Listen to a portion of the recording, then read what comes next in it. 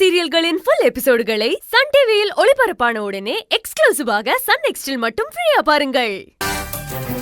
சித்தப்பாவும் சித்தியும் உன்னை பொண்ணு கேட்க போறேன்னு சொன்னாங்க. நீ அவங்களுக்கு மருமகளா வரணும்னு அவங்க ரொம்ப ஆசைப்பட்டாங்க. அதோட இல்லாம கதிரும் என்கிட்ட வந்து என்ன சொன்னான் தெரியுமா? ப்ரோ, நான் கல்யாணம்னு ஒன்று பண்ணா அபி மாதிரி ஒரு பொண்ணைத்தான் கல்யாணம் பண்ணிக்கணும்னு ஆசைப்படுறேன்னு சொன்னான். அப்ப நான் தான், டே தம்பி, அதனடா அபி மாதிரி ஒரு பொண்ணு, அபியவே நான் உனக்கு கல்யாணம் பண்ணி வைக்கிறேன்டா நான் தான் சொன்னேன். நான் அதை சொன்னதுக்கு ஒரு காரணம் இருக்கு அபிமா. இவ்வளவு நாளா நான் உன்னைய சின்ன பிள்ளையா தானே பார்த்துக்கிட்டு இருந்தேன். திடீர்னு அவன் இப்படி சொன்னதும் எனக்கு அப்பதான் புரிஞ்சுது. ஆமால, அபிமாக்கு கல்யாண வயசாயிருச்சு. அப்ப அபியை கல்யாணம் பண்ணிக்கிறது நம்ம தம்பியாவே இருக்கட்டுமேனு ஒரு ஆசையில சொல்லிட்டேன்.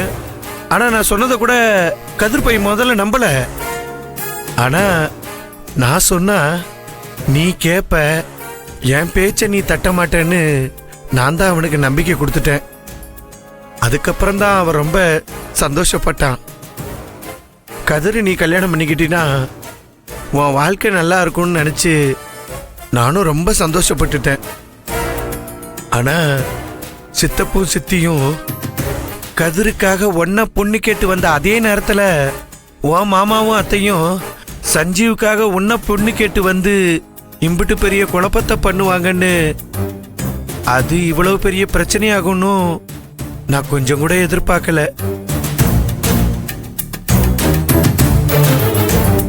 அபி, நம்ம ஒன்று நினைக்க தெய்வம் ஒன்று நினைக்கும்னு சொல்லுவாங்கல்ல, அந்த மாதிரி தான் இந்த விஷயம் நடந்துருச்சு.